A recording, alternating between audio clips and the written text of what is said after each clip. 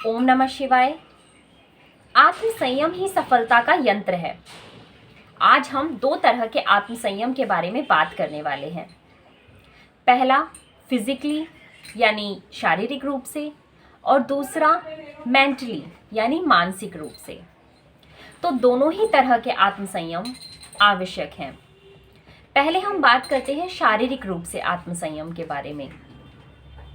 कोई इंसान चीख रहा है, चिल्ला रहा है, मारपीट कर रहा है या गाली गलौज कर रहा है, तो उस इंसान को देख करके हम समझ जाएंगे कि इस इंसान का शारीरिक रूप से आत्म संयम नहीं है।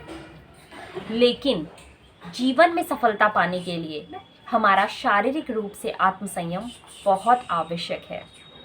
हर इंसान को खुद पर इतना तो कंट्रोल होना ही चाहिए कि वो ज़रा ज़रा सी बात पे अपना आपा ना खो दे, बल्कि बात चाहे बड़ी ही क्यों ना हो, लेकिन मारपीट, गाली गलौज, चीखना चिल्लाना ये कोई सॉल्यूशन नहीं है। चलिए अब हम बात करते हैं मानसिक रूप से आत्म संयम की। देखिए, जो शारीरिक रूप से आत्म संयम होता है वो दिखता है।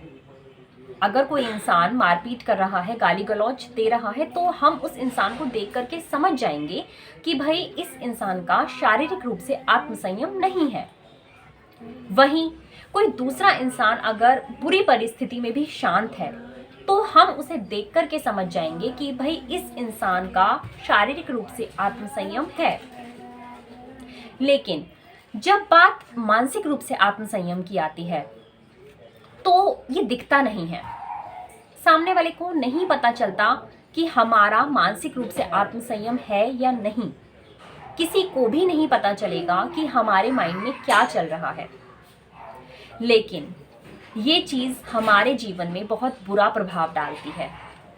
अगर हमारा मानसिक रूप से आत्म संयम नहीं है, हम नेगेटिव सोचते हैं, हम ओवर थिंकिंग करते हैं, हमारी लाइफ में कोई भी बुरी घटना हो गई है, हम उसे ही याद करते रहते हैं, उसी को याद कर कर के और ज़्यादा नेगेटिव सोचते रहते हैं, तो ये चीज़ हमारे जीवन में बहुत बुरा प्रभाव डालती है। अगर आप जीवन में सफलता पाना चाहते हैं तो आपका मानसिक रूप से आत्म संयम भी बहुत आवश्यक है। आत्म संयम ही सफलता का यंत्र है। इसीलिए आप सब भी कोशिश कीजिए कि मेंटली और फिजिकली दोनों ही तरह से खुद पर कंट्रोल कर सकें।